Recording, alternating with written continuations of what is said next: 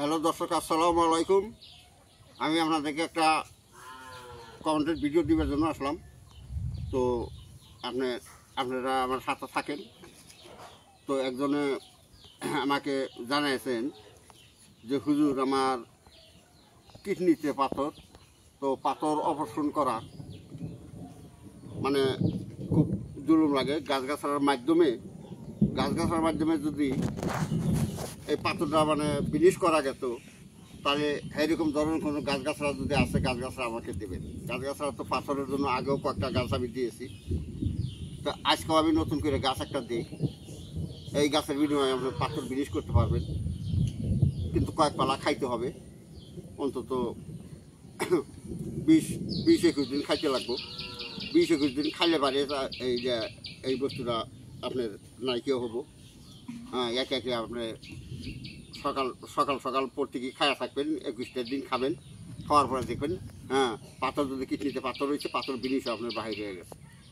তো যা হোক, তো সেই পাথর বাইর করতে কি গাছের সহায় লাগবো সেই কথাটাই এখন আমি বলতেছি। আমার সাথে থাকেন। তো যা হোক, তার আগে আমার একটা কথা, যে আমার ভিডিওর মধ্যে সাবস্ক্রাইব করছেন তার জন্য অনেক অনেক ধন্যবাদ। যে সাবস্ক্রাইব করেন নাই তাকে আমি অনুরোধ করবো আমার ভিডিওর মধ্যে সাবস্ক্রাইব করেন। যখন যে ফেসবুকে দিচ্ছেন আমার পেজটা ফলো রাখেন, লাইক শেয়ার করেন। তো যা হোক, যখন আমি এই ভিডিওগুলো দিব, মূল্যবান ভিডিওগুলো দিব, ওই ভিডিওগুলো সবার আগে যাতে আপনার মোবাইলে যায়। তো যা হোক, এখন দেখেন, আমার সাথে থাকেন। এই তো গাছ,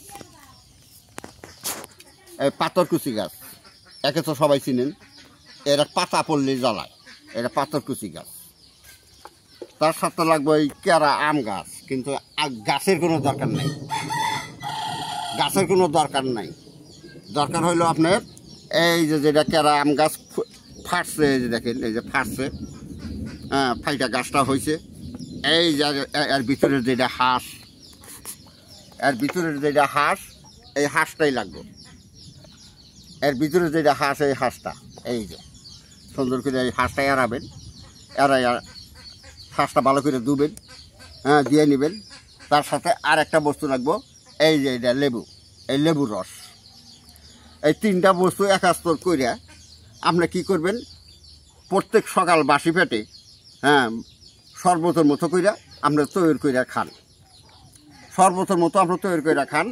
এই আমের কুই, লেবু, এই আছে আপনার পাথরকুচি গাছ। এই 3টা বস্তু একাস্তর করে আপনার খাইতে লাগবো। 21টা দিন যখন আপনি খাবেন, 21 দিন খাওয়ার পরে আপনার এই যেটা কিডনিতে পাথর, এই পাথর বিনিশ হয়ে যাব। এটা হাজার প্রমাণ আছে, হাজার রোগী চিকিৎসা করা আছে, হাজার প্রমাণ আছে। সত্যকারী গাছ আপনার কাজ করব। যা হোক, আজকের মতো এই পর্যন্তই। আসসালামু আলাইকুম। হিন্দু বাবাজি নমস্কার। অন্য জাতি আছেন, আন্তরিক ধন্যবাদ।